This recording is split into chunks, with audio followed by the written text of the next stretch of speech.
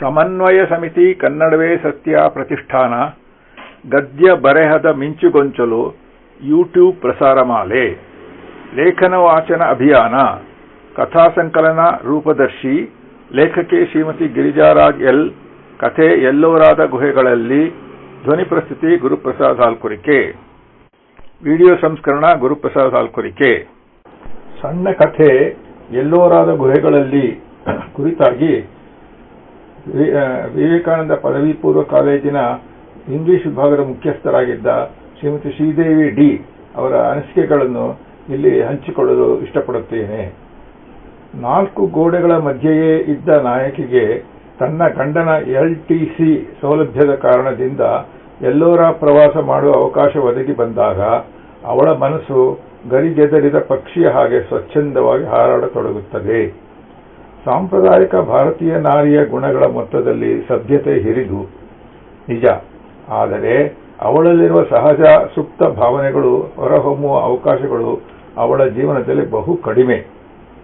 ಅದರಲ್ಲೂ ಅವಳ ಮದುವೆಯಾದ ನಂತರ ಗಂಡ ಮತ್ತು ಅವರ ಮನೆಯವರ ಸ್ವಭಾವಕ್ಕೆ ಹೊಂದಿಕೊಂಡು ನಡೆಯುವುದೇ ಅವಳಿಗೆ ಪ್ರಧಾನವಾಗಿರುತ್ತದೆ. ಅಥವಾ ಹಾಗೆ ಹೊಂದಿಕೊಂಡು ನಡೆಯಲೇಬೇಕಾದ ವ್ಯವಸ್ಥೆ ಇಲ್ಲಿದೆ. ಒಬ್ಬ ಹೆಣ್ಣು ಯಾರೇ ತನ್ನ ಬಗ್ಗೆ ಗೌರವಯುತವಾಗಿ ನಡೆದುಕೊಂಡರೆ ಅವರ ಕಣ್ಣುಗಳಲ್ಲಿ ತನ್ನ ಪ್ರಶಂಸೆಯನ್ನು ಕಂಡರೆ ಮೆಚ್ಚಿಕೊಳ್ಳುವುದು ಸಹಜ. ಕಥಾನಾಯಕಿ ಅವಳ ಮನಸ್ಸಿನಲ್ಲಿದ್ದ ಭಾವನೆಗಳನ್ನು ತಾನೇ ಅರ್ಥ ಮಾಡಿಕೊಳ್ಳಲಾರದ ಸಂದಿಗ್ಧತೆಗೆ ಸಿಲುಕುತ್ತಾಳೆ.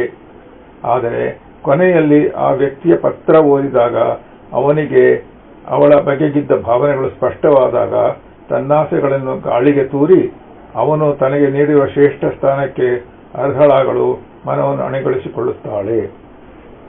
ಅವಳು ಆ ವಿದೇಶಿಯನಿಗೆ ತನ್ನನ್ನು ಕಂಡಾಗ ನೆನಪು ಬರುವ ಅವನ ತಾಯಿಯ ಕಂಗಳು ಎಂಬ ವಿಷಯ ಓದಿ ಕ್ಷಣ ಗಲಿಬಿಲಿಗೊಂಡರೂ ಮನಸ್ಸನ್ನು ಅಣಿಗೊಳಿಸಿ ಪಾವಿತ್ರ್ಯತೆಯ ಮಧುರ ಅನುಭೂತಿಯಲ್ಲಿ ತೇಲುವ ಸಂದರ್ಭ ಮನೋಜ್ಞವಾಗಿ ಮೂಡಿಬಂದಿದೆ.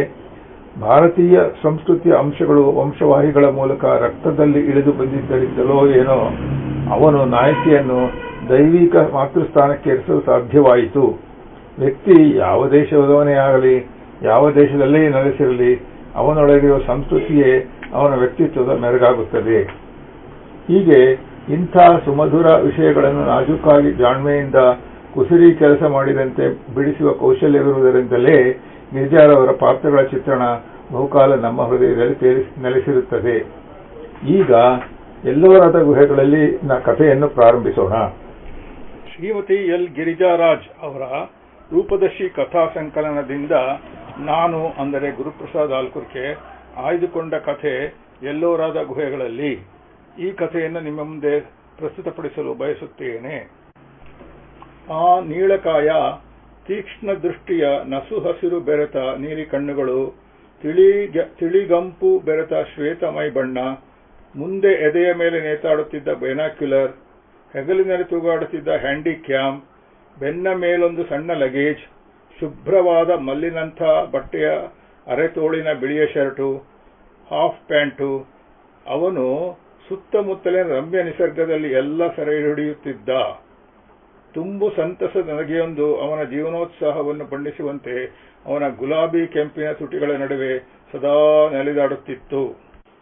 ತನ್ನ ಮೂವಿಂಗ್ ಕ್ಯಾಮರಾದಿಂದ ಪ್ರವಾಸಿಗರ ಗುಂಪಿನಲ್ಲಿ ಇರುತ್ತಿದ್ದ ಪುಟ್ಟ ಮಕ್ಕಳ ಚಿತ್ರಗಳನ್ನು ಸೆರೆ ಹಿಡಿಯುತ್ತಿದ್ದ. ಹತ್ತಿರ ಕರೆದು ಅವರಿಗದನ್ನು ತೋರಿಸಿ ಅವರು ಇಷ್ಟಗಲ ಬಾಯಿ ತೆರೆದು ಬಾಳಿನೆಲ್ಲ ಚೆಲುವು ಅಲ್ಲಿ ತೋರುವ ಹಾಗೆ ಖುಷಿಯ ಅಲೆಗಳಲ್ಲಿ ತೇಲುತ್ತಿರುವಾಗಲೇ ನೀಳವಾದ ಕೈಗಳನ್ನು ಬೀಸುತ್ತಾ ವೇಗವಾಗಿ ಮುನ್ನಡೆದಿರುತ್ತಿದ್ದ. ಗೈಡ್ ಹೇಳುವ ವಿವರಣೆಗಳನ್ನು ಕೇಳುತ್ತಾ ಒಮ್ಮೆ ವಿಸ್ಮಯ, ಒಮ್ಮೆ ಸಂತಸ, ಒಮ್ಮೆ ವಿಷಾದಗಳನ್ನು ಪ್ರಕಟಿಸುತ್ತಾ ಆಹ್ ಓಹ್ ಉದ್ಗಾರಗಳನ್ನು ಹೊರಚೆಲ್ಲುತ್ತಿದ್ದ. ಬ್ಯೂಟಿಫುಲ್, ನೈಸ್ ಎಂದೆಲ್ಲ ಉದ್ಗರಿಸುತ್ತಿದ್ದ. ಚೈತನ್ಯದ ಚಿಲುಮೆ ಅವನು.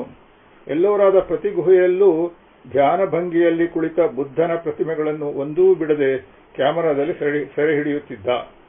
ಕೈಲಾಸ ದೇವಾಲಯದ ಅಸಾಧಾರಣ ಸೌಂದರ್ಯದಿಂದ ಬೆಳಗುತ್ತಿದ್ದ ಅಪ್ರತಿಮ ಕೆತ್ತನೆ ಕೆಲಸದ ಕಂಬಗಳನ್ನು ಮುಟ್ಟಿ ನೋಡಿ ಓಹ್ ಮಾರ್ಬೆಲಸ್ ಎನ್ನುತ್ತಾ ಮುಂದೆ ಸಾಗುತ್ತಿದ್ದ. ನಮಗೆ ಅವನ ಪರಿಚಯವಾದುದು ಎಲ್ಲೋರಕ್ಕೆ ಹೊರಟ ಪ್ರವಾಸಿ ಲಕ್ಸುರಿ ಬಸ್ಗೆ ಹತ್ತಿದಾಗ. ಚಂದದ ಬಸ್ಸು, ಆದರೆ ಅಲ್ಲಿ ಅಂದವಾಗಿದ್ದ ಫ್ಯಾನ್ಗಳಲ್ಲಿ ಒಂದೂ ಕೆಲಸ ಮಾಡುತ್ತಿರಲಿಲ್ಲ. ಔರಂಗಾಬಾದಿನಿಂದ ಬಸ್ಸು ಹೊರಟಾಗ ಬೆಳಗಿನ 8:30 ಗಂಟೆ. ಆ ಹೊತ್ತಿಗೆ ತಡೆಯಲಾರದ ಧಗೆ. ಸುಂದರವಾಗಿದ್ದ ಕರ್ಟನ್ಗಳನ್ನು ದೂಡಿ ಕಿಟಕಿ ತೆರೆದರೂ ಸೆಕೆ ಕಡಿಮೆಯಾಗಲಿಲ್ಲ. ಆದರೂ ಅಪರೂಪಕ್ಕೆ ಮನೆಯ 4 ಗೋಡೆಗಳ ಸೆರೆಯಿಂದ ಆಚೆ ಬಂದು ಪ್ರವಾಸಕ್ಕೆ ಬಂದದ್ದು ಅನಿರ್ವಚನೀಯ ಆನಂದ ಮೂಡಿತ್ತು. ಪ್ರಕೃತಿ ರಮ್ಯ ದೃಶ್ಯಗಳನ್ನು ಬಸ್ಸಿನ ಇಕ್ಕೆಲದ ಕಿಟಕಿಗಳಿಂದ ಕಾಣುವಷ್ಟನ್ನೂ ಬರಗೆಟ್ಟವಳಂತೆ ಕಣ್ಣುಗಳೊಳಕ್ಕೆ ಮನಸ್ಸಿನೊಳಕ್ಕೆ ತುಂಬಿಕೊಳ್ಳುತ್ತಿದ್ದೆ. ನನ್ನ ಪತಿಗೆ ಮೊದಲೇ ಸಿಟ್ಟು. ಅವರು ಕೋಪದಿಂದ ಮುಂಭಾಗದ ಡ್ರೈವರ್ ಕ್ಯಾಬಿನ್ಗೆ ತೆರಳಿ, ಏನ್ರಿ ಇದು, ಲಕ್ಸುರಿ ಬಸ್ ಅಂತೀರಿ, ಸೆಕೆ ತಡೆಯೋಕೆ ಆಗಲ್ಲ, ಬರೀ ಶೋಗ ಫ್ಯಾನ್ಗಳು ಎಂದು ಅವರಿಗೆ ಗೊತ್ತಿದ್ದ ಹರಕು ಮರುಕು ಹಿಂದಿಯಲ್ಲಿ ದಬಾಯಿಸತೊಡಗಿದರು. ಹಿಂದೆ ಕುಳಿತಿದ್ದ ಆ ಇಂಗ್ಲಿಷ್ ಮನುಷ್ಯನು ಮುಂದೆ ಬಂದು ಇದರೊಂದಿಗೆ ದನಿಗೂಡಿಸಿದ. ಅವನ ವೇಗದ ಇಂಗ್ಲಿಷ್ ಶಬ್ದಗಳು ಅರ್ಥ ಮಾಡಿಕೊಳ್ಳಲು ಕಷ್ಟವಾಗಿದ್ದರೂ ಆ ಕಂಠಸಿರಿ ಮೆಚ್ಚುವಂತದ್ದಾಗಿತ್ತು. ಯಾರು ಎಷ್ಟೇ ಕೂಗಾಡಿದರೂ ಬಸ್ಸಿನವನೇನೂ ಜಗ್ಗಲಿಲ್ಲ. ನನ್ನ ವಯಸ್ಸಾದ ಅತ್ತೆ ಸೆಕೆ ತಡೆಯಲಾರದೆ ಪರದಾಡುತ್ತಿದ್ದರು. ನಮ್ಮ ತಂಡದಲ್ಲೇ ಪ್ರವಾಸಿಯಾಗಿ ಇದ್ದುದರಿಂದ ಅವನ ಪರಿಚಯವಾಯಿತು. ಇಂಗ್ಲೆಂಡ್ ದೇಶದ ಯಾವುದೋ ಊರು, ಹೆಸರು ಮರೆತು ಹೋಗಿದೆ. ಅಲ್ಲಿ ತಾನೊಬ್ಬ ಡೆಂಟಲ್ ಡಾಕ್ಟರ್ ಎಂದು ಹೇಳಿಕೊಂಡ. ಆತ ಕುಶಾಗ್ರಮತಿಯಾಗಿದ್ದ. ಹಾಸ್ಯ ಪ್ರಸಂಗಗಳನ್ನು ಹೇಳಿ ಆಗಾಗ ಚಟಾಕಿಗಳನ್ನು ಹಾರಿಸಿ ಕುಲುಕುಲು ನಗುತ್ತಿದ್ದ. ತನ್ನ ಬಳಿಗೆ ದಂತ ಚಿಕಿತ್ಸೆಗಾಗಿ ಬರುವ ವಿಚಿತ್ರ ಸ್ವಭಾವದ ರೋಗಿಗಳ ಬಗ್ಗೆ ಹೇಳುತ್ತಾ ಆಂಗಿಕ ಅಭಿನಯದಿಂದ ತುಂಬ ನಗಿಸುತ್ತಿದ್ದ. ಮೊದಮೊದಲು ಅವನ ಇಂಗ್ಲಿಷ್ ಶೈಲಿ ಅರ್ಥವಾಗಲು ಕಷ್ಟವಾದರೂ ನಂತರ ಅರ್ಥವಾಗತೊಡಗಿತು. ಒಂದು ಕಾಲದಲ್ಲಿ ಭಾರತವನ್ನು ಆಕ್ರಮಿಸಿ ಅನ್ಯಾಯೀ ಆಳರಸರಾಗಿ ಮಾಜಿ ಧಣಿಗಳಾಗಿ ಮೆರೆದ ಜನರ ದೇಶದಿಂದ ಬಂದವನೇ ಇವನೋ ಎಂದು ಅಚ್ಚರಿಯಾಗುತ್ತಿತ್ತು. ಆ ಸರಳ ನಡೆನುಡಿ, ಕಲ್ಮಶದ ಪರಿಚಯವೇ ಇಲ್ಲವೇನೋ ಎಂಬಷ್ಟು ಬಿಳಿಯ ಮುಖ ಸ್ವಚ್ಛವಾಗಿತ್ತು. ಮಾತುಗಳ ನಡುವೆ ಅವನು ಪದೇ ಪದೇ ಐ ಲವ್ ಇಂಡಿಯನ್ಸ್ ಎನ್ನುತ್ತಿದ್ದ. ಆ ಪ್ರವಾಸ ಆಹ್ಲಾದಕರವಾಗಿತ್ತು. ಹಸಿರು ನೋಡುತ್ತಿದ್ದಂತೆ ನನ್ನ ಮನ ಮಯೂರ ಗರಿಗೆದರಿ ಭಾವನಾಮಯಿಯಾದೆ. ಮದುವೆಗೆ ಮುಂಚೆ ತಾಯಿಯ ಮನೆಯಲ್ಲಿದ್ದಾಗ ನನ್ನ ಕಲ್ಪನೆ ಆಲೋಚನೆಗಳಿಗೆ ಕವನಗಳ ರೂಪ ನೀಡಿ ತೋಚಿದ್ದನ್ನೆಲ್ಲ ಗೀಚಿದರೂ ಮತ್ತೆ ಮತ್ತೆ ಬಟ್ಟಿ ಇಳಿಸಿ ಬರೆದು ಪತ್ರಿಕೆಗಳಿಗೆ ಕಳುಹಿಸಿ ಅವು ಪ್ರಕಟವಾದಾಗ ತುಂಬ ಖುಷಿ ಪಡುತ್ತಿದ್ದೆ. ಮದುವೆಯಾದ ಮೇಲೆ ಗಂಡನ ಮನೆಯ ವಾತಾವರಣದಲ್ಲಿ ಆ ಕಲ್ಪನೆಗಳು ಮುರುಟಿ ಹೋಗಿ ನನ್ನದೆಯಲ್ಲಿ ಸಮಾಧಿಯಾಗಿದ್ದವು. ಅತ್ತೆಯ ದರ್ಬಾರಿಗೆ ಹೆದರಿದ್ದ ಹುಲ್ಲೆಯಂತಾಗಿದ್ದೆ. ಒಂದು ದಿನವಾದರೂ ಗಂಡ ನನ್ನ ಬೇಕು ಬೇಡಗಳ ಬಗ್ಗೆ ಯೋಚಿಸಿದವನಲ್ಲ. ಪಶುವಿನಂತೆ ನನ್ನನ್ನು ಹಾಸಿಗೆಗೆ ತಳ್ಳಿ ಮೃಗದಂತೆ ಹಸಿವು ತೀರಿಸಿಕೊಂಡು ನಂತರ ನನಗೂ ಅವನಿಗೂ ಸಂಬಂಧವೇ ಇಲ್ಲದವನಂತೆ ಬೆನ್ನು ತಿರುಗಿಸಿ ಬಿದ್ದುಕೊಂಡರೆ ಮುಗಿಯಿತು. ಸಮುದ್ರದ ಭೋರ್ಗರೆತದಂತೆ ಗೊರಕೆ. ಈ ಪ್ರವಾಸವು ನನಗಾಗಿ ಬಂದದ್ದಲ್ಲ. ಲೀವ್ ಟ್ರಾವೆಲ್ ಸೌಲಭ್ಯವಿದ್ದುದರಿಂದ ತಾಯಿಯ ಇಚ್ಛೆಯನ್ನು ಪೂರೈಸುವುದಕ್ಕಾಗಿ ಬಂದುದು ನನಗೂ ಅವಕಾಶ ಸಿಕ್ಕಿತ್ತು. ಬಸ್ ಗಟ್ ಎಂದು ಶಬ್ದ ಮಾಡಿ ನಿಂತಾಗ ನನ್ನ ಯೋಚನಾ ಲಹರಿ ಕಡೆಯಿತು. ಎಲ್ಲೋರಾದ ಗೋವಂತರ್ ದೇವಾಲಯಗಳ ಮುಂಭಾಗದಲ್ಲಿದ್ದೆವು. ಅಲ್ಲಿದ್ದ ಹೋಟೆಲಿನಲ್ಲಿ ಊಟಕ್ಕೆಂದು ಹೋದಾಗ ಆ ಇಂಗ್ಲಿಷ್ ಮನುಷ್ಯ ನಮ್ಮೊಂದಿಗೆ ಕುಳಿತಿದ್ದ. ಆತ ನಿಸ್ಸಂಕೋಚವಾಗಿ ಅಲ್ಲಿದ್ದ ವಿವಿಧ ಖಾದ್ಯಗಳ ರುಚಿ ನೋಡುತ್ತಾ ಮೆಚ್ಚಿಕೊಂಡು ಓಹ್ ಎಂದು ಉದ್ಗಾರ ಹೊರಡಿಸಿ ಲೊಟ್ಟೆ ಹೊಡೆದು ತಿನ್ನುತ್ತಿದ್ದುದು ಕಂಡು ನಗೆ ಬಂದಿತು. ನನ್ನನ್ನು ನೋಡಿ ಆತನು ಬಾಯ್ತುಂಬ ನಕ್ಕು ಬಿಟ್ಟ. ನೋಡುತ್ತಾ ಯಾವುದೋ ಸೆಳೆತ ನನ್ನನ್ನು ಅವನ ಎಡೆಗೆ ದೂಡತೊಡಗಿತು. ನಿಯಂತ್ರಿಸಲಾಗದ ವ್ಯಾಮೋಹ ಒಳಗೆ ಬಲಿಯತೊಡಗಿತು. ಜೊತೆಯಲ್ಲಿ ಎಲ್ಲರೂ ನಡೆಯುತ್ತಾ ಶಿಲ್ಪಗಳನ್ನು ವೀಕ್ಷಿಸುವ ಸಂದರ್ಭದಲ್ಲಿ ಒಂದೆರಡು ಬಾರಿ ಅವನ ಕಣ್ಣುಗಳು ನನ್ನನ್ನು ದಿಟ್ಟಿಸಿ ನೋಡುತ್ತಾ ನನ್ನ ಕಣ್ಣುಗಳು ಏನೇನೋ ಹುಡುಕುವ ನೋಟದಿಂದ ನೋಡಿದಾಗ ನಾನು ಬೆಚ್ಚಿ ಬಿದ್ದೆ. ಅನುರಾಗದ ಅಲೆಯೊಂದು ಮೈಯಲ್ಲೆಲ್ಲ ಮಿಂಚಿನಂತೆ ಸಂಚರಿಸಿದಂತಾಗಿ ಪುಳಕಿತಳಾಗಿದ್ದೆ. ಎಲ್ಲೋರದ 34 ಗುಹೆಗಳನ್ನು ನೋಡಿ ಮುಗಿಸುವ ಹೊತ್ತಿಗೆ ಕಮಲದ ಮೇಲೆ ಧ್ಯಾನ ಭಂಗಿಯಲ್ಲಿ ಪ್ರಶಾಂತ ಚಿತ್ತನಾಗಿ ಕುಳಿತ ಬುದ್ಧ ನನ್ನ ಹೃದಯದಲ್ಲಿ ನೆಲೆಸಿದನೋ ಇಲ್ಲವೋ, ಅವನಂತೂ ಹೃದಯದ ತುಂಬ ಒಂದಿಷ್ಟೂ ಸ್ಥಳ ಬಿಡದಂತೆ ಆವರಿಸಿ ಕುಳಿತು ಬಿಟ್ಟ. ಬುದ್ಧ, ಗಾಂಧಿ, ಬಸವ, ರಾಮ, ಗೋವಿಂದ ಎಲ್ಲವೂ ಅವನೇ ಆಗಿ ಕಾಣತೊಡಗಿದ. ಕಂಡಲ್ಲೆಲ್ಲ ಅವನ ಬಿಂಬ ಮೂಡಿ ನಿಲ್ಲತೊಡಗಿದಾಗ ಅವಳಿಗೆ ಭಯವಾಯಿತು. ಇದೇನು ಹುಚ್ಚು, ಇಲ್ಯೂಷನ್ನೋ, ಭ್ರಮೆಯೋ, ವಿಕಾರವೋ, ಮಾಯೆಯೋ, ಮೋಹವೋ, ಕಾಮವೋ? ನಾನು ತಲ್ಲಣಿಸಿ ಹೋದೆ. ಇಂಗ್ಲಿಷರ ನಿರ್ದಯತೆ, ಕ್ರೌರ್ಯದ ಬಗ್ಗೆ ವಿದ್ಯಾರ್ಥಿಯಾಗಿದ್ದಾಗಲೇ ಪರಿಚಯವಾಗಿತ್ತು. ಆದರೆ ಎಂದೋ ಆಗಿ ಹೋದ ಘಟನೆಗಳನ್ನು ನೆನಪಿಸಿಕೊಂಡು ಪ್ರತಿ ಅಂಗ್ರೇಜಿಯನ್ನು ದ್ವೇಷಿಸಬೇಕೇಕೆ ಗಂಡಿನ ದೌರ್ಬಲ್ಯದ ಪರಿಚಯವನ್ನೇ ಹೆಚ್ಚಾಗಿ ಅನುಭವಿಸಿದ್ದ ನನಗೆ ಅವನ ಮಾನವೀಯತೆ, ತುಂಬು ಗೌರವದಿಂದ ಅವನು ನಡೆದುಕೊಳ್ಳುತ್ತಿದ್ದ ರೀತಿ ಮನಸೆಳೆದಿತ್ತು. ಒಂದು ಹಂತದಲ್ಲಂತೂ ಅವನು ಎದೆಗೊರಗಿ ತನ್ನ ನಾವೆಲ್ಲವನ್ನೂ ಹೊರೆಯುತ್ತಾ ಬಿಕ್ಕಿ ಬಿಕ್ಕಿ ಹತ್ತರೆ ಮಾತ್ರ ನನ್ನ ವೆಚ್ಚಗಳು ಹರಿದು ಹೋಗಬಹುದು ಎಂದೆನಿಸಿತು. ಆದರೆ ಪಾಪ ಪ್ರಜ್ಞೆಯು ನನ್ನಲ್ಲಿ ಅಷ್ಟೇ ಜಾಗೃತವಾಗುತ್ತಿದ್ದುದರಿಂದ ಎಲ್ಲೆಲ್ಲೋ ಅನಿರೀಕ್ಷಿತವಾಗಿ ಗಂಟು ಬೀಳುವ ಈ ಅಧಾರ್ಮಿಕ ಪ್ರಣಯ ಅದುವರೆಗೂ ಕಾಯ್ದುಕೊಂಡು ಬಂದಿರುವ ನೈತಿಕ ಸಂಯಮವನ್ನು ಗಾಳಿಗೆ ತೂರಿಬಿಡುತ್ತವೆ ಎಂಬ ಅರಿವು ಇತ್ತು. ನನ್ನಲ್ಲಿ ಆತ ಮೂಡಿಸಿದ್ದ ಭಾವನೆಗಳಿಗೆ ಕಾಮ ಎಂದು ಹೆಸರಿಡಲು ಇಷ್ಟವಿರಲಿಲ್ಲ ನನಗೆ. ಎಲ್ಲೋರಾದ ಕೈಲಾಸ ದೇವಾಲಯ ತನ್ನ ಅಸಾಧಾರಣ ಚಲುವಿಕೆಯಿಂದ ಯಾತ್ರಿಕರನ್ನು ಮಂತ್ರಮುಗ್ಧಗೊಳಿಸಿತ್ತು. 15ನೆಯ ಗುಹೆಯ ಮೇಲಿನ ಅಂತಸ್ತಿನಲ್ಲಿ ಶಿವನ ಮೇಲೆ ಬೇರೆ ಬೇರೆ ಸ್ವರೂಪಗಳನ್ನು ಕಳೆಯಲಾಗಿತ್ತು. 8 ಕೈಗಳ ಶಿವತಾಂಡವ ನೃತ್ಯವನ್ನಾಡುತ್ತಿರುವ ದೃಶ್ಯವನ್ನು ಅವನು ತನ್ಮಯನಾಗಿ ನೋಡುತ್ತಿದ್ದಾಗಲೇ ಅಲ್ಲವೇ ತಾನಲ್ಲಿಗೆ ಬಂದದ್ದು. ಕತ್ತಲೆ ಕವಿದ ಇಕ್ಕಟ್ಟಾದ ಜಾಗದಲ್ಲಿ ಮೆಟ್ಟಲು ಹತ್ತಬೇಕಾದ ಕಡೆ ತನ್ನತ್ತೆಯ ಕೈ ಹಿಡಿದು ಮೇಲೆ ಹತ್ತಿಸಿಕೊಂಡು ಬರುತ್ತಿದ್ದ ನನ್ನ ಪತಿ ಹಿಂದಿದ್ದರು. ತನ್ನ ಮೂವಿಂಗ್ ಕ್ಯಾಮರಾದಿಂದ ಶಿವನ ಮೂರ್ತಿಯನ್ನು ಸೆರೆ ಹಿಡಿಯುತ್ತಿದ್ದಾಗ ಅಲ್ಲಿಗೆ ಬಂದವಳು, ಓಹ್ ಯು ಆರ್ ಹಿಯರ್ ಎನ್ನುವಷ್ಟು ಧೈರ್ಯ ತೋರಿದೆ. ದನಿ ಬಂದ ಕಡೆ ತಿರುಗಿದ ಅವನು, oh beautiful eyes you have, what is your name ಎಂದ. 2 ಸಲ ಕೇಳಿದಾಗ ಅದು ಸರಿಯಾಗಿ ಅರ್ಥವಾಗಿ ದೇವಿಕಾ ಎಂದು ತುಸು ನಾಚಿ ಅಲ್ಲಿಂದ ಮುಂದಕ್ಕೆ ಹೊರಟು ಹೋಗಿದ್ದೆ. ಮೃದುವಾಗಿ ನನ್ನ ಕಣ್ಣುಗಳನ್ನು ಸವರಿದೆ. ಗುಹೆಗಳ ನೆಲದ ಮೇಲಿರುವ ಗೆರೆಗಳಲ್ಲೂ ಏನನ್ನೋ ಹುಡುಕುತ್ತಾ ಕ್ಯಾಮರಾದಲ್ಲಿ ಸೆರೆ ಹಿಡಿಯುತ್ತಿದ್ದ. ಅವನು ಹಿಂದೆ ಬರುತ್ತಿದ್ದ ಸಪ್ಪಳ ಕೇಳುತ್ತಿತ್ತು. ಎಲ್ಲೋರ ಪ್ರವಾಸ ಮುಗಿಯುವ ಹಂತಕ್ಕೆ ಬಂದಿತ್ತು. ಅವನು ಇಳಿಯುವ ಮುನ್ನ ನಾವೇ ಇಳಿಯುವ ಸ್ಥಳ ಬಂದಿತ್ತು. ಗಂಡನ ಸಮ್ಮುಖದಲ್ಲಿ ಏನು ಮಾತಾಡಲು ಭಯವಾಗಿ ಅವನಡೆಗೆ ನೋಡಿ ಕಿರುನಗೆ ಬೀರಿದೆ, ಕೈ ಆಡಿಸಿದೆ. ಅವನ ಕಣ್ಣುಗಳು ತುಂಬಿ ಬಂದಿತು. ಏನೋ ಹೇಳಲು ಹವಣಿಸಿದಂತೆ ಭಾಸವಾಯಿತು ನನಗೆ. ನನ್ನ ಪತಿ ಹೆಲೋ ರಿಮೆಂಬರ್ ಅಸ್ ಎಂದು ಹೇಳುವಾಗ ಅವನು ಅವರಿಂದ ವಿಳಾಸದ ಕಾರ್ಡನ್ನು ಪಡೆದ ಹಾಗೆ ಕಂಡಿತು. ಇಳಿದು ಹೋಗುವಾಗ ಹೃದಯ ಭಾರವಾದಂತಾಗಿ ಕಣ್ಣುಗಳು ಒದ್ದೆಯಾದವು. ಬೇಗ ಬಾ ಅನ್ನುವಂತೆ ಪತಿ ದುರ್ಗುಟ್ಟಿ ನೋಡಿದ. ಗಂಡ ಅತ್ತೆಯ ಹಿಂದೆ ಕುಯ್ಯಂತೆ ತಲೆ ತಗ್ಗಿಸಿ ಹಿಂಬಾಲಿಸುತ್ತಿರುವುದನ್ನು ಬಹುಶಃ ಆತ ಕರುಣಾಮಯ ನೋಟದಿಂದ ಮರೆಯಾಗುವವರೆಗೂ ನೋಡುತ್ತಿರಬಹುದು ಎಂದು ಭಾಸವಾಯಿತು. ಟ್ರೈನಿನಲ್ಲಿ ನಮ್ಮ ಪಯಣ ಮನೆಯ ಕಡೆ ಹೊರಟಿತು. ರಿಸರ್ವ್ ಕಂಪಾರ್ಟ್ಮೆಂಟ್ ಆಗಿದ್ದರೂ ಆಗಾಗ ಯಾರೋ ಗಂಡಸರು ಬಂದು ಕುಳಿತುಕೊಂಡು ಇಲ್ಲೇ ಮುಂದೆ ಇಳಿಯಬೇಕು ಬೆಹನ್, ಅಡ್ಜಸ್ಟ್ ಮಾಡಿಕೊಳ್ಳಿ ಎನ್ನುತ್ತಿದ್ದರು. ಒಬ್ಬನಂತೂ ತನ್ನನ್ನು ತಳ್ಳಿಕೊಂಡೇ ಕುಳಿತಾಗ ಅಸಹ್ಯ ಎನಿಸಿತು. ಹೊರಗಿನ ಪ್ರಕೃತಿ ದೃಶ್ಯಗಳನ್ನು ನೋಡುತ್ತಿದ್ದರೂ ಅವನನ್ನು ಕುರಿತೇ ಚಿಂತನೆ ಸಾಗಿತ್ತು. ಗಂಡನ ಕಡೆ ನೋಡಿದೆ, ಯಾವುದೋ ಲೆಕ್ಕಾಚಾರದಲ್ಲಿ ಮುಳುಗಿದಂತಿತ್ತು. ಜೀವನವನ್ನು ಬರೀ ವ್ಯಾವಹಾರಿಕ ದೃಷ್ಟಿಯಿಂದ ಕಂಡವನು. ಒಂದು ದಿವಸವಾದರೂ ತನ್ನ ನೋಟದಿಂದ ನನ್ನನ್ನು ಮುದ್ದಿಸಿರಲಿಲ್ಲ. ನನ್ನ ಗಲ್ಲ ಎತ್ತಿ ತುಂಬಿದ ಕದಪುಗಳಿಗೆ ಚುಂಬನದ ಮುದ್ರೆ ಹೊತ್ತಿರಲಿಲ್ಲ. ಕಣ್ಣೀರು ಸುರಿಸಿದಾಗ ಮೈದಡಿ ಸಂತೈಸಿರಲಿಲ್ಲ. ಜೀವದ ಮೇಲೆ ಬಿದ್ದ ಏಟುಗಳಿಂದಾಗಿ ಅವಳು ಪ್ರಬುದ್ಧಳಾಗಿದ್ದಳು. ಸಹಿಸುವುದು ಅವಳ ನರನಾಡಿಗಳಿಗೆ ಅಭ್ಯಾಸವಾಗಿ ಬಿಟ್ಟಿತ್ತು. ಮನಸ್ಸಿಗೆ ಅಷ್ಟು ಹತ್ತಿರವಾದ ಆ ವ್ಯಕ್ತಿ ಈಗೆಲ್ಲಿ? ಪಯಣ ಮುಗಿದ ಬಳಿಕ ನಾನೆಲ್ಲೋ, ಅವನೆಲ್ಲೋ, ಮತ್ತೆ ಜೀವನದಲ್ಲಿ ಎಂದಾದರೂ ಕಂಡೇನು ಎಂಬ ದೂರದ ಹುಚ್ಚು ಆಸೆ, ಬರೀ ಭ್ರಮೆ ಎಂದಿತು ಮನಸ್ಸು. ಇನ್ನು ನನ್ನ ಮನೆ, ನರಕ ಸದೃಶ ವಾತಾವರಣ. ನಾನೀಗ ಮತ್ತೆ ನಿರ್ಲಿಪ್ತ ನಿರ್ಭಾವುಕವಾಗಬೇಕು, ಯಂತ್ರದಂತೆ ಬದುಕಬೇಕು. ಯಥಾಪ್ರಕಾರ 4 ಗೋಡೆಗಳ ನಡುವೆ ನನ್ನ ಜೀವನ ಸಾಗಬೇಕು. ಆ ಇಂಗ್ಲಿಷ್ ಮನುಷ್ಯನನ್ನು ಮರೆಯಲು ಸಾಧ್ಯವಾಗಿರಲಿಲ್ಲ. ನೆನೆದಾಗಲೆಲ್ಲ ಮಧುರ ಭಾವವೊಂದು ನನ್ನನ್ನು ಆವರಿಸಿಕೊಳ್ಳುತ್ತಿತ್ತು. ಇದ್ದಕ್ಕಿದ್ದಂತೆ ಟ್ರೈನ್ ಕೀಚ್ ಎಂದು ಕಿರುತ್ತಾ ನಿಂತಾಗ ನಾನು ಎಚ್ಚೆತ್ತೆ. ಅದಾವುದೋ ಸ್ಟೇಷನ್. ಜನ ಅತ್ತಿಂದತ್ತ ಓಡಾಡುತ್ತಿದ್ದರು. ಹತ್ತುವ ಇಳಿಯುವ ಗಲಾಟೆಯ ದೃಶ್ಯಗಳನ್ನು ನೋಡುತ್ತಾ ಸ್ವಲ್ಪ ಹೊತ್ತು ಬಹಿರ್ಮುಖಳಾದಳು.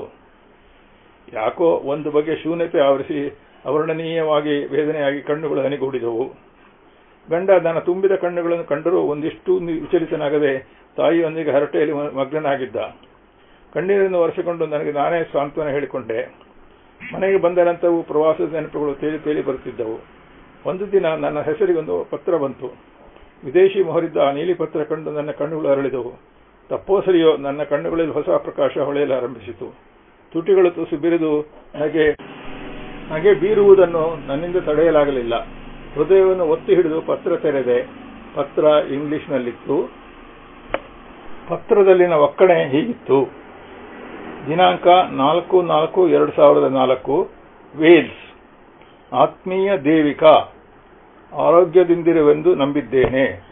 ನಿನ್ನ ಪತಿ ಹಾಗೂ ಅತ್ತೆಯವರು ಹೇಗಿದ್ದಾರೆ? ನನ್ನ ಅಂತರಂಗದ ಕೆಲವು ಭಾವನೆಗಳನ್ನು ನಿಮ್ಮೊಂದಿಗೆ ಹಂಚಿಕೊಳ್ಳ ಬಯಸುತ್ತೇನೆ. ನನ್ನ ಈ ಬಾರಿಯ ಭಾರತದ ಭೇಟಿಯಲ್ಲಿ ಎಂದಿಗೂ ಮರೆಯಲಾರದ ಸ್ಥಳವೆಂದರೆ ಎಲ್ಲೋರ. ದೈವಿಕ ನಗೆ ಹೊಂದಿದ ಬುದ್ಧನ ಪ್ರಶಾಂತ ಭಂಗಿ, ಅಲ್ಲಿನ ಶಿಲ್ಪಕಲೆ ನನ್ನನ್ನು ಮುತಗೊಳಿಸಿದವು. ಸೌಂದರ್ಯವನ್ನು ಸೆರೆ ಹಿಡಿದು ಯಾವಾಗಲೂ ನಮ್ಮ ಬಳಿ ಇಟ್ಟುಕೊಳ್ಳುವುದಕ್ಕೆ ಕ್ಯಾಮರಾದಿಂದ ಬೇಕಾದಷ್ಟು ಭಾವಚಿತ್ರಗಳನ್ನು ತೆಗೆದು ಅದನ್ನು ಅಮರಗೊಳಿಸಿದ್ದೇನೆ. ವೈಯಕ್ತಿಕವಾದ ಕೆಲವು ವಿಚಾರಗಳನ್ನು ನಿಮ್ಮೊಂದಿಗೆ ಹಂಚಿಕೊಳ್ಳಲೇಬೇಕಿದೆ. ನನ್ನನ್ನು ಭಾವಾವೇಶಕ್ಕೆ ದೂಡಿದ ಹೃದಯವನ್ನು ಆಳವಾಗಿ ತಟ್ಟಿದ ಸಂಗತಿಯನ್ನು ಪ್ರಸ್ತಾಪಿಸುತ್ತಿದ್ದೇನೆ. ನನ್ನ ತಾಯಿಯ ಬಹು ಸೌಮ್ಯವಾದ ಕಣ್ಣುಗಳನ್ನು ನಿಮ್ಮ ಕಣ್ಣುಗಳು ಬಹುವಾಗಿ ಹೋಲುತ್ತವೆ ಎಂಬುದು ನನಗೆ ಅಚ್ಚರಿಯ ವಿಷಯ. ದೈವಿಕ ಕಳೆ ಉಳ್ಳ ಅತ್ಯಂತ ಚಲಿವಾಗಿದ್ದಳು ನನ್ನ ತಾಯಿ.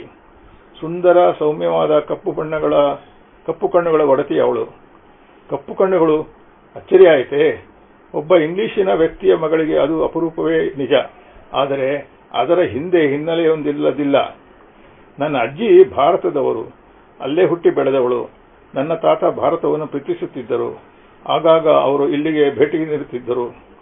ಒಂದು ಸಂದರ್ಭದಲ್ಲಿ ಇಬ್ಬರ ಭೇಟಿಯಾಗಿ ಪರಿಚಯ, ಸ್ನೇಹವಾಗಿ ಪ್ರೀತಿಗೆ ತಿರುಗಲು ಬಹುಕಾಲ ಹಿಡಿಯಲಿಲ್ಲ. ಒಬ್ಬ ವಿದೇಶಿ ವ್ಯಕ್ತಿಯನ್ನು ಪ್ರೀತಿಸಿದಾಗ ಮನೆಯಲ್ಲಾಗುವ ರಗಳೆ, ರಾದ್ಧಾಂತ, ಗಲಾಟೆ ಎಲ್ಲ ಯಥಾಪ್ರಕಾರ ನಡೆದು ಕೊನೆಗೂ ನನ್ನಜ್ಜಿ ನನ್ನ ತಾತನೊಂದಿಗೆ ಇಂಗ್ಲೆಂಡಿಗೆ ಬಂದು ನೆಲೆಸಿದರು. ನನಗೆ 17 ವರ್ಷಗಳಾಗಿದ್ದಾಗ ನನ್ನ ತಾಯಿಯನ್ನು ಕಳೆದುಕೊಂಡೆ. ನನ್ನ ತಾಯಿಯನ್ನು ಕಳೆದುಕೊಂಡ ನೋವು ನನ್ನ ಹೃದಯಕ್ಕಾದ ಮಾಯದ ಗಾಯ. ನನ್ನ ಅಮೂಲ್ಯವಾದ ನೆನಪಿನ ನಿಧಿಯೊಳಗೆ ಅವಳ ಸೌಮ್ಯ ಮಮತೆಯ ಆಗರವಾದ ಕಣ್ಣುಗಳು ಚಿರವಾಗಿ ನೆಲೆಸಿವೆ. ನಿನ್ನ ಮುಖ, ಚಹರೆ, ಮುಖ್ಯವಾಗಿ ಕಣ್ಣುಗಳು ನನ್ನ ತಾಯಿಯನ್ನು ಹೋಲುತ್ತಿದ್ದುದು ನನ್ನನ್ನು ಸೆಳೆಯಿತು. ತಾಯಪ್ಪುಗೆಗೆ ಧಾವಿಸುವ ಕಂದನಂತೆ ನಿಮ್ಮನ್ನು ತಬ್ಬಿಕೊಳ್ಳಬೇಕೆನಿಸಿತ್ತು. ಆದರೆ ನನ್ನನ್ನು ನಾನು ನಿಯಂತ್ರಿಸಿಕೊಂಡೆ. ನಿನ್ನ ನೋಟದಲ್ಲಿ ತಾಯಿಯ ಮಮತೆ ಜಾಗೃತವಾದಂತಾಗಿ ನಾನು ಭಾವುಕನಾದೆ. ಈ ಮಮತೆಯ ಬಾಂಧವ್ಯ ಮುಂದುವರಿದೀತೆಂದು ನಂಬಿದ್ದೇನೆ. ನಿಮ್ಮ ಪತಿಗೆ, ಅತ್ತೆಯವರಿಗೆ ನನ್ನ ನೆನಪುಗಳನ್ನು, ಶುಭಾಶಯಗಳನ್ನು ತಿಳಿಸುವುದು. ಇತಿ ನಿಮ್ಮ ಪ್ರೀತಿಯ ಆರ್ಥರ್. ಅವನ ಪತ್ರ ನನ್ನನ್ನು ಕನಸಿನ ಅನುರಾಗದ ಶೃಂಗದಿಂದ ವಾಸ್ತವ ಸತ್ಯದ ಪಾತಾಳಕ್ಕೆ ಒಮ್ಮೆಲೆ ದೂಡಿದಂತಾಯಿತು. ತನುವಿನ ಕಣಕಣಗಳನ್ನು ತಬ್ಬಿ ಹಿಡಿದಿದ್ದ ಉತ್ಕಂಠತೆ, ಮೋಹದ ಕಾವು ಆ ತಕ್ಷಣಕ್ಕಂತೂ ನೋವಾಗಿ ಪರಿಣಮಿಸಿತು. ದೇಶದಿಂದ ದೇಶಕ್ಕೆ ಒಲವಿನ ಬೇಸಿಗೆ ಬೆಸೆಯುವ ಪ್ರಯತ್ನ ವಿಫಲವಾದರೂ ಅವನು ನನಗೆ ಶ್ರೇಷ್ಠ ಸ್ಥಾನ ನೀಡಿದ್ದ. ಪ್ರೀತಿಯ ಪರಾಕಾಷ್ಠೆಯಲ್ಲಿದ್ದ ಮನಸ್ಸಿಗೆ ಮೊದಲು ತಳಮಳವೆನಿಸಿದರೂ, ಬೆಬ್ಬಳಿಸಿದರೂ ವಾಸ್ತವಕ್ಕೆ ಹೊಂದಿಕೊಳ್ಳುವ ಸಿದ್ಧತೆ ನಡೆಸಿತು. ಎಂತೆಂಥದೋ ಆಘಾತಗಳನ್ನು ತಡೆದುಕೊಂಡ ಮನಸ್ಸಿಗೆ ಇದು ತಡೆದುಕೊಳ್ಳುವುದೇನೂ ಕಷ್ಟವಾಗಲಿಲ್ಲ. ತನಗೆ ಆಸರೆ, ಸಾಂತ್ವನ, ರಕ್ಷಣೆಯ ಭರವಸೆ ನೀಡುವ ವರದ ಹಸ್ತವೊಂದು ನನಗೆ ಬೇಕೆನಿಸಿತ್ತು. ಅವನ ಕಣ್ಣುಗಳಲ್ಲಿ ಆ ಭರವಸೆ ಕಂಡಿದ್ದಳು. ಜೀವನವೆಂದರೆ ಇದೇನೋ. ನಾ ಕಳೆದುಕೊಂಡಿದ್ದನ್ನು ಅವನಲ್ಲಿ ಹುಡುಕುತ್ತಿದ್ದರೆ ಅವನು ಕಳೆದುಕೊಂಡದನ್ನು ನನ್ನಲ್ಲಿ ಕಂಡು ಭ್ರಮೆಯಲ್ಲಿದ್ದಾನೆ. ಇರುವುದೆಲ್ಲವ ಬಿಟ್ಟು ಇರದುದರೆಡೆಗೆ ತುಡಿಯುವುದೇ ಜೀವನ. ಇರುವುದೆಲ್ಲವ ಬಿಟ್ಟು ಇರದುದರೆಡೆಗೆ ತುಡಿಯುವುದೇ ಜೀವನ. ಇರುವುದೆಲ್ಲವ ಬಿಟ್ಟು ಇರದುದರೆಡೆಗೆ ತುಡಿಯುವುದೇ ಜೀವನ. ಪಾಶ್ಚಾತ್ಯ ಸಂಸ್ಕೃತಿಯ ಒಬ್ಬ ವ್ಯಕ್ತಿ ಸುಂದರ ಹೆಣ್ಣನ್ನು ಕಂಡಾಗ ರೊಮ್ಯಾಂಟಿಕ್ ಭಾವನೆಗಳಿಗೆ ಸಾಮಾನ್ಯವಾಗಿ ಒಳಗಾಗುತ್ತಾರೆ. ಅವರ ಜೀವನ ಶೈಲಿ, ಭಾವನೆಗಳೇ ಹಾಗಿವೆ ಎಂಬ ಮಾತಿಗೆ ಅವನು ಹೊರತಾದ. ಭಾರತದ ಮಣ್ಣಿನಲ್ಲಿ ಹುಟ್ಟಿದ ಅವನ ಅಜ್ಜಿಯ ರಕ್ತದ ಗುಣ ಅವನಲ್ಲಿ ಇಳಿದು ಬಂದುದರಿಂದ ಹಾಗಾಯಿತೇ? ನನ್ನ ದೇಶದ ಜನಗಳೆಲ್ಲ ಸದ್ಭಾವನೆಗಳ ಆಗರ ಎಂದು ಭಾವಿಸುವುದು ಸಂಕುಚಿತ ಮನೋಭಾವ ಆಗುವುದಿಲ್ಲವೇ?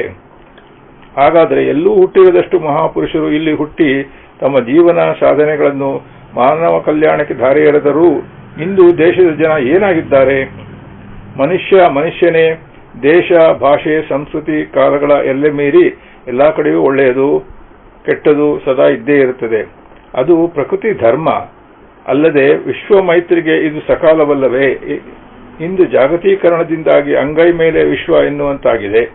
ಈ ಚಿಂತನೆಯಿಂದ ಮನಸ್ಸು ಸ್ವಲ್ಪ ನೆಮ್ಮದಿ ಪಡೆಯಿತು. ಅಂತರಂಗವನ್ನು ಮಲಿನತೆಯಿಂದ ಎತ್ತಿ ಪಾವಿತ್ರ್ಯದ ಸರೋವರದಲ್ಲಿ ಬಿಟ್ಟಂತಾಯಿತು. ಒಂದು ಮಧುರವಾದ ಅನುಭೂತಿಯಲ್ಲಿ ಮನಸ್ಸು ತೇಲಿತು. ತಾಯಿ ಮಮತೆಯ ಸುಧೆಯನ್ನು ಹರಿಸುವಂತೆ ವಿದೇಶಿ ಮಾನಸಪುತ್ರನ ಪತ್ರಕ್ಕೆ ಒಂದು ಹೂಮುತ್ತನ್ನಿತ್ತೆ. ಹೊರಗಿನ ನನ್ನತ್ತೆಯ ಧ್ವನಿ ನನ್ನನ್ನು ವಾಸ್ತವ ಜಗತ್ತಿಗೆ ಇಳಿಸಿತು. ಕೋಣೆ ಒಳಗೆ ಸೇರ್ಕೊಂಡು ಕಾಗದ ಓದ್ತಾ ಇದ್ದಾಳೆ ನೋಡು. ಅಡಿಗೆ ಮನೆ ಕೆಲಸ ಎಲ್ಲ ಅರ್ಧಂಬರ್ಧ ಮಾಡಿ ನಿನ್ನ ಹೆಸರಿಗೆ ಯಾವುದೋ ಪತ್ರ ಬಂತು ಮಗ, ವಿಚಾರಿಸು. ಒಂದಿನಿತೂ ಮಾರ್ಧವತೆಯ ಸೋಂಕಿರದ ಹೊರಟ ದನಿ.